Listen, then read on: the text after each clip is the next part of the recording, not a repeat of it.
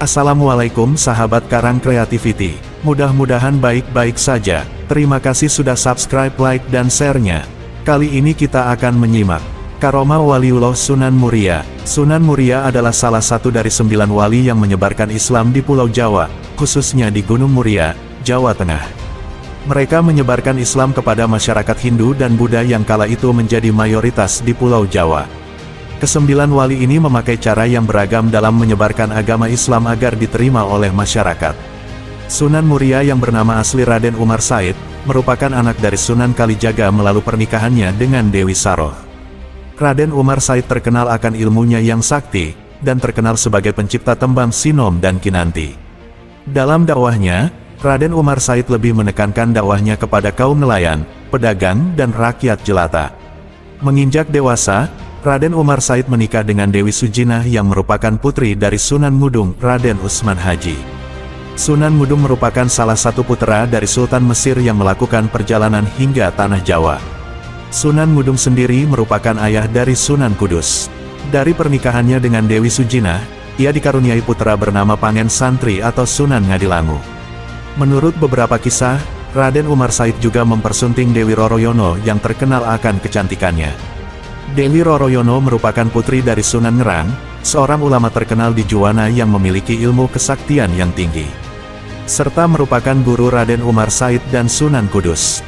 Kecantikan Dewi Roroyono ini menimbulkan pertumpahan darah, di mana adik seperguruannya, Kapa, menculik Dewi Roroyono yang kemudian menyerang dan mengerahkan Aji Pamungkas kepada Raden Umar Said, namun hal itu justru menjadi serangan berbalik dan mengenai Kapa hingga ia tewas. Keistimewaan atau karomah Sunan Muria berada pada benda-benda peninggalannya. Di antaranya adalah pelana kuda yang sering digunakan masyarakat sekitar Gunung Muria dalam meminta hujan saat terjadi kekeringan. Ritual memandikan hujan tersebut bernama Guyang Cekatak atau memandikan palana kuda dari komplek Masjid Muria sampai mata air Sendang Rejoso. Di sini pelana kuda dicuci dan kemudian dipercikkan ke warga yang selanjutnya berdoa dan sholat meminta hujan. Ritual diakhiri dengan makan bersama berupa sayuran, opor, gulai kambing dan dawet. Metode dakwah Sunan Muria. Dalam menyampaikan dakwahnya, Raden Umar Said banyak mengadopsi metode yang digunakan ayahnya dalam menyebarkan ajaran Islam. Namun, beliau lebih memusatkan dakwahnya ke daerah terpencil dan jauh dari pusat kota.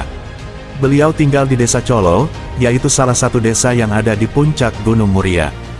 Dari nama gunung inilah sebutan Sunan Muria muncul. Selain berdakwah, beliau juga mengajarkan masyarakat setempat keterampilan bercocok tanam, melaut dan berdagang. Selain mengajarkan Islam di Gunung Muria, beliau memperluas ajarannya ke daerah Tayu, Kudus dan Juwana.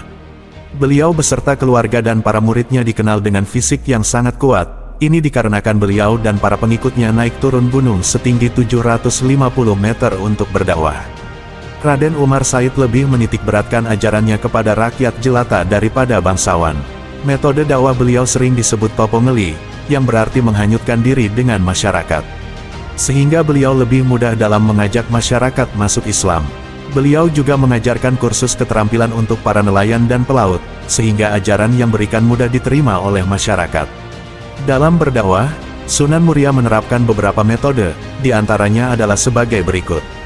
Pertama, dakwah bil hikmah. Perjalanan dakwah Raden Umar Said tidaklah mudah, meskipun kehadirannya diterima oleh masyarakat, kebanyakan penduduk di gunung masih menganut kepercayaan turun-temurun yang kental dan sulit diubah. Oleh karena itu, beliau menggunakan cara-cara bijak yang tidak memaksa. Kedua, mempertahankan kesenian gamelan dan wayang. Seperti Sunan yang lain, Raden Umar Said masih mempertahankan musik daerah seperti gamelan dalam mengajarkan agama Islam. Beliau tidak mengubah adat yang ada, namun justru memasukkan ajaran-ajaran Islam di dalamnya. Ketiga, menciptakan beberapa tembang Jawa. Selain mempertahankan tembang Jawa, beliau juga menciptakan tembang Jawa yang berisi ajaran Islam di dalamnya. Demikian penjelasan mengenai beberapa kesaktian atau keistimewaan Sunan Muria. Terima kasih. Wassalamualaikum warahmatullahi wabarakatuh.